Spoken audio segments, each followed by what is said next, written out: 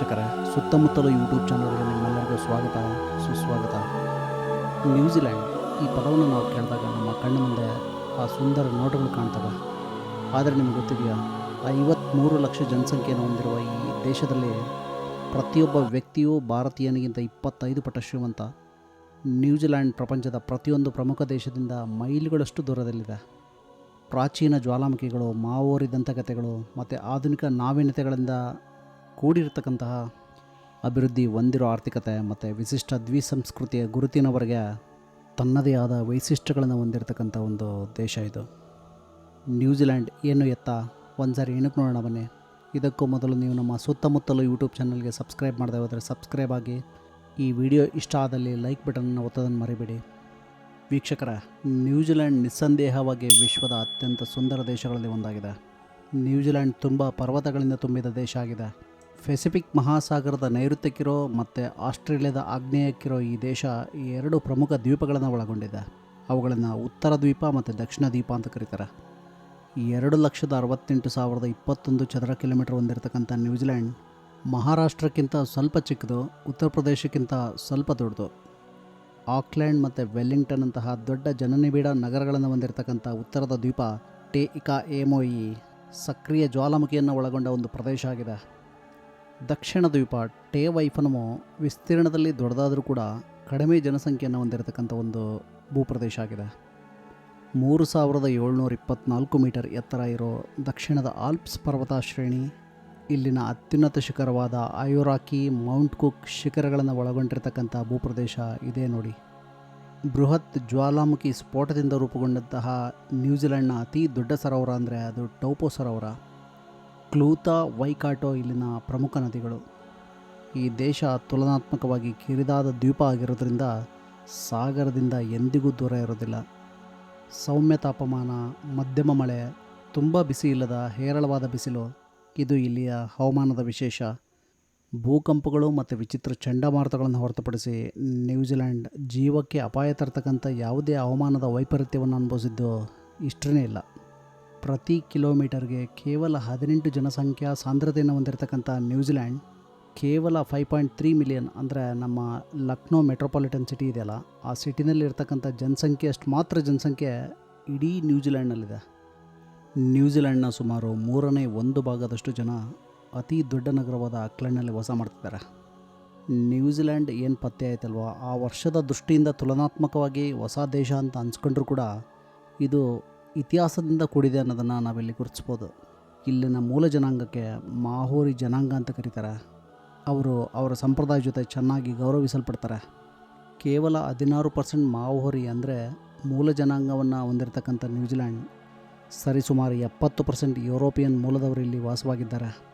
ಇತ್ತೀಚಿನ ದಶಕಗಳಲ್ಲಿ ಚೀನಾ ಮತ್ತು ಭಾರತದಿಂದ ವಲಸೆ ಬಂದ ಜನಸಂಖ್ಯೆಯ ಸುಮಾರು 12% ಜನರು ಏಷ್ಯನ್ ಅಂತ ಇಲ್ಲಿ ಪರಿಗಣಿಸಲ್ಪಡ್ತಾರೆ. ನ್ಯೂಜಿಲ್ಯಾಂಡನ್ನು ಹೊರತುಪಡಿಸಿ ಪೆಸಿಫಿಕ್ ದ್ವೀಪಗಳ ಜನರ ಒಂದು ಜನಸಂಖ್ಯೆ ಸುಮಾರು 8%ನಷ್ಟಿದೆ. ದೇಶದಾದ್ಯಂತ ಮಾತನಾಡೋ ಭಾಷೆ ಇಂಗ್ಲೀಷ್ ಆಗಿದೆ. ಒಂದು ಕಾಲದಲ್ಲಿ ಬ್ರಿಟಿಷ್ ಸಾಮ್ರಾಜ್ಯದ ವಸಾಹತು ಪ್ರದೇಶವಾಗಿದ್ದ ಕಾರಣ ಈ ಭಾಷೆಯನ್ನು ಆಸ್ಟ್ರೇಲಿಯನ್ ಭಾಷೆಯಂತೆ ಕಿವಿಗಳು ಕೂಡ ಉಚ್ಚಾರಣೆ ಮಾಡ್ತಾರೆ. ಅಂದರೆ ಈ ಎರಡು ದೇಶಗಳಲ್ಲಿ ಮಾತಾಡೋ ಇಂಗ್ಲೀಷ್ ಸ್ಲ್ಯಾಂಗ್ ಒಂದೇ ಥರನೇ ಇರುತ್ತೆ. ಆಸ್ಟ್ರೇಲಿಯನ್ ಮತ್ತು ಕಿವಿ ಜನಾಂಗದ ನಡುವೆ ವ್ಯತ್ಯಾಸವನ್ನು ಸುಲಭವಾಗಿ ಹೊರಗಿನವರಿಗೆ ಗುರುತಿಸೋದಕ್ಕೆ ಕಷ್ಟ ಆಗುತ್ತೆ ಅನ್ನೋ ಒಂದು ಲೆಕ್ಕಾಚಾರ ಇದೆ. ಮಾವೋರಿ ಭಾಷೆ ಈ ದೇಶದ 2ನೇ ಅತಿ ದೊಡ್ಡ ಭಾಷೆಯಾಗಿದ್ದು ಇದೊಂದು ಪಾಲಿನೇಷಿಯನ್ ಭಾಷಾ ಕುಟುಂಬಕ್ಕೆ ಸೇರಿಕೊಂಡಿದೆ. ಹವಾಯಿಯನ್, ಟೋಂಗನ್, ಸಮೋವನ್ ಈ ಥರದ ಬೇರೆ ಭಾಷೆಗಳನ್ನು ಕೂಡ ಇಲ್ಲಿ ಮಾತಾಡ್ತಾರೆ. ನ್ಯೂಜಿಲ್ಯಾಂಡ್ ವಿಶ್ವದ ಅತ್ಯಂತ ಜಾತ್ಯತೀತ ರಾಷ್ಟ್ರ. 2018ರಲ್ಲಿ ಇಲ್ಲಿ ಜನಗಣತಿ ನಡೆಯುತ್ತೆ. ಅದರಲ್ಲಿ ಅರ್ಧದಷ್ಟು ಜನ ನಮಗೆ ಯಾವುದೇ ಧರ್ಮ ಇಲ್ಲ ಅಂತ ಹೇಳಿದ್ದಾರೆ. ಸುಮಾರು 37% ಕ್ರಿಶ್ಚಿಯನ್ ಜನಾಂಗವನ್ನು ಹೊಂದಿರತಕ್ಕಂಥ ಈ ದೇಶ ಆಡಳಿತಾತ್ಮಕ ಮತ್ತು ವ್ಯವಹಾರ ದೃಷ್ಟಿಯಿಂದ ಈ ದೇಶ 67 ಪ್ರಾದೇಶಿಕ ಪ್ರಾಧಿಕಾರಗಳಾಗಿ ತನ್ನ ದೇಶವನ್ನು ವಿಭಜನೆ ಮಾಡಿಕೊಂಡಿದೆ. ನ್ಯೂಜಿಲ್ಯಾಂಡ್ ಬ್ರಿಟಿಷ್ ಕಾಮನ್ವೆಲ್ತ್ನ ಒಂದು ಭಾಗ ಆಗಿರೋದ್ರಿಂದ ರಾಷ್ಟ್ರದ ಮುಖ್ಯಸ್ಥರು ಬ್ರಿಟನ್ನಲ್ಲಿ ವಾಸ ಮಾಡೋ ರಾಜರೇ ಆಗಿರ್ತಾರೆ. ಆದರೆ ಎಲ್ಲ ಕಾಮನ್ವೆಲ್ತ್ ದೇಶಗಳ ಥರ ಇಲ್ಲೂ ಕೂಡ ಒಂದು ರಾಜನ ಪಾತ್ರ ಔಪಚಾರಿಕ ಆಗಿದ್ದು ನಿಜವಾದ ಅಧಿಕಾರ ನ್ಯೂಜಿಲ್ಯಾಂಡ್ ಸಂಸತ್ ಅಡಿಯಲ್ಲೇ ಬರುತ್ತೆ. ನಮ್ಮ ಭಾರತೀಯ ಸಂಸತ್ನಲ್ಲಿ ಹೇಗೆ ಅನುಪಾತದ ಪ್ರಾತಿನಿಧ್ಯದ ಮೇಲೆ ಸಂಸದರನ್ನು ಆಯ್ಕೆ ಮಾಡ್ತಾರೋ ಹಾಗೆ ಇಲ್ಲಿ 3 ವರ್ಷದ ಅವಧಿಗೆ ಇವ್ರನ್ನ ಆಯ್ಕೆ ಮಾಡ್ತಾರೆ. ಇದು ವಿಶ್ವದ ಅತ್ಯಂತ ಕಡಿಮೆ ಅವಧಿಯಲ್ಲಿ ಒಂದಾಗಿದೆ. ಸಂಸತ್ನಲ್ಲಿ ಅತಿ ಹೆಚ್ಚು ಸ್ಥಾನಗಳನ್ನು ಹೊಂದಿರೋ ರಾಜಕೀಯ ಪಕ್ಷ ತನ್ನ ಪ್ರಧಾನಮಂತ್ರಿಯನ್ನು ಆಯ್ಕೆ ಮಾಡೋದ್ರ ಮೂಲಕ ಸಂಪುಟ ರಚನೆ ಮಾಡುತ್ತೆ.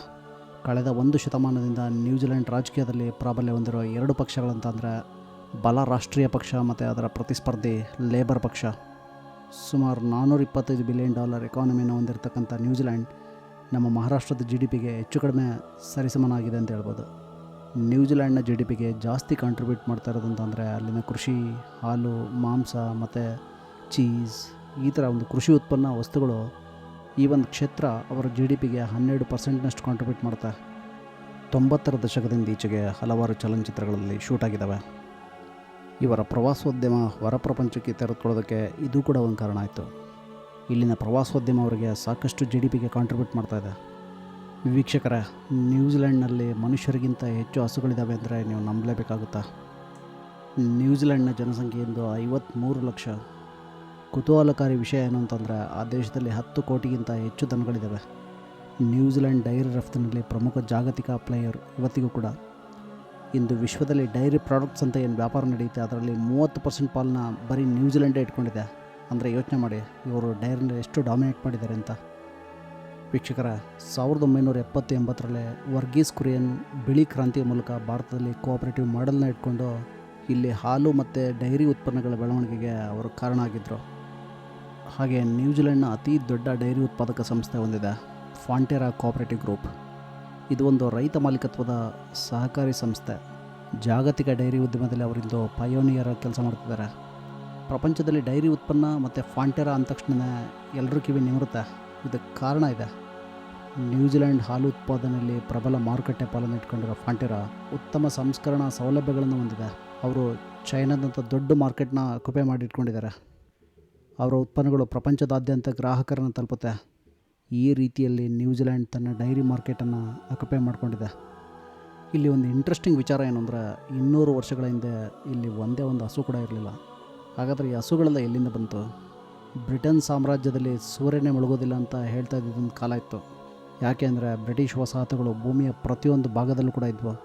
ನ್ಯೂಜಿಲೆಂಡ್ ಕೂಡ ಒಂದು ಬ್ರಿಟಿಷ್ ವಸಾಹತು ಅನ್ನೋದನ್ನು ನಾವಿಲ್ಲಿ ಮರೆಯಾಗಿಲ್ಲ. ಅಷ್ಟೇ ಅಲ್ಲ, ಇದೊಂದು ಕಾಮನ್ವೆಲ್ತ್ನ ಭಾಗನೂ ಕೂಡ ಆಗಿತ್ತು. ಇಲ್ಲಿನ ಸ್ಥಳೀಯ ಜನರನ್ನ ಮಾವೋರಿ ಜನ ಅಂತ ಕರೀತಾರೆ. ಈ ಬ್ರಿಟಿಷರು ಭಾರತದಲ್ಲಿ ಮಾಡಿದ ಕೆಲಸನ ನ್ಯೂಜಿಲೆಂಡ್ನಲ್ಲೂ ಕೂಡ ಮಾಡಿದರು.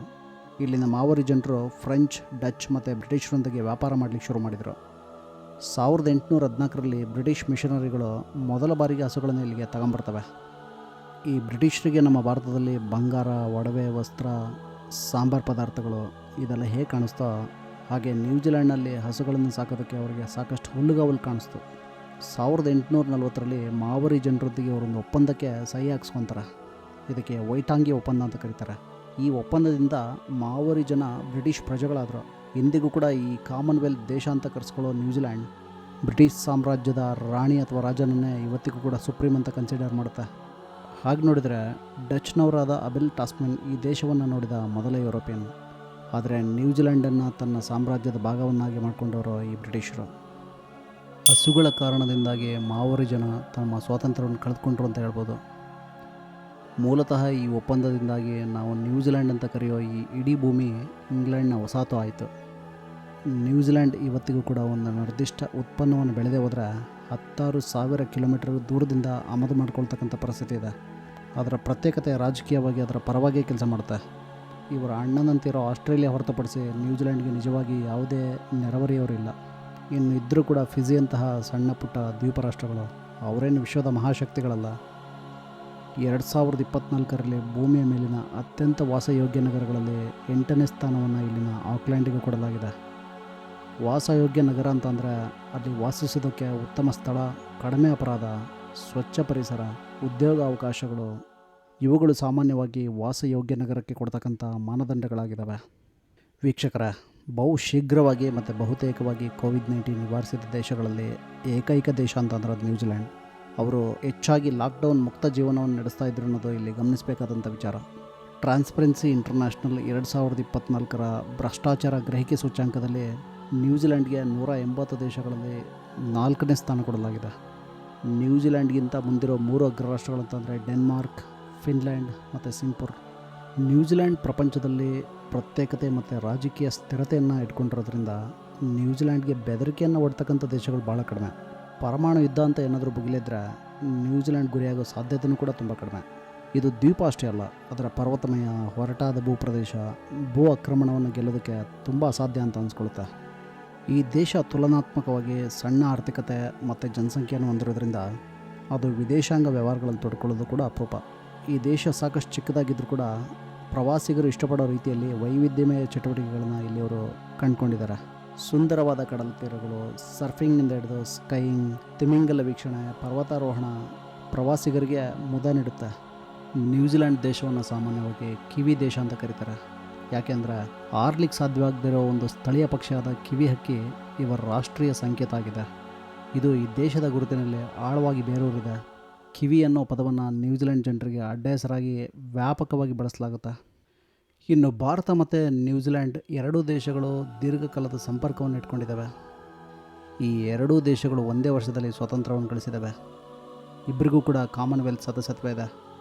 ಪ್ರವಾಸೋದ್ಯಮ, ಕ್ರೀಡಾ ಸಂಪರ್ಕಗಳು, ವಿಶೇಷವಾಗಿ ಕ್ರಿಕೆಟ್, ಹಾಕಿ ಮತ್ತು ಪರ್ವತಾರೋಹಣದಲ್ಲಿ ಎರಡು ದೇಶಗಳ ನಡುವೆ ಒಂದು ಸದ್ಭಾವನೆಯ ಮನೋಭಾವ ಇದೆ.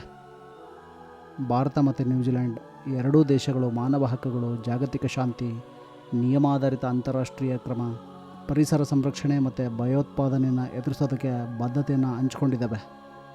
ವೀಕ್ಷಕರ, ನ್ಯೂಜಿಲೆಂಡ್ ಬಗ್ಗೆ ನೀವೇನಾದರೂ ಹೇಳಬೇಕು ಅಂತ ಇದ್ದರೆ ಕಾಮೆಂಟ್ ಮಾಡೋದನ್ನು ಮರಿಬೇಡಿ. ಅಥವಾ ವಿಡಿಯೋ ಇಷ್ಟ ಆದರೆ ಲೈಕ್ ಮತ್ತು ಶೇರ್ ಮಾಡಿ. ವೀಕ್ಷಿಸಿದ್ದಕ್ಕಾಗಿ ಧನ್ಯವಾದಗಳು.